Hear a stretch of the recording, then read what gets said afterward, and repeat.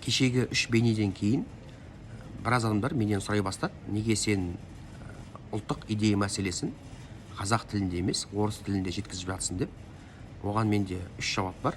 Біріншіден, орыс тілінде кең аудиторияны қамтуға болады. Қазақтар қазақша сөйлейтін, олар орысша біледі, ал орысша сөйлейтін қазақтар қазақша білмейтіндер арасында көбірек. Сол үшін мен орыс тілде сөйлеймін. Екіншіден, деректі талдау мәселесі. Орыс тілде дерек, ақпарат көбірек.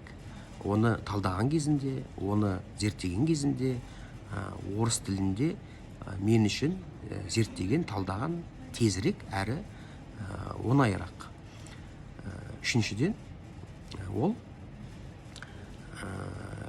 тәрбие мәселесі. Мен кішкентай кезінен бері қазақ садикке барып, қазақ мектепке барып, үйде әке-шешем қазақша сөйлегенімен, мен білімді орыс тілінде алдым.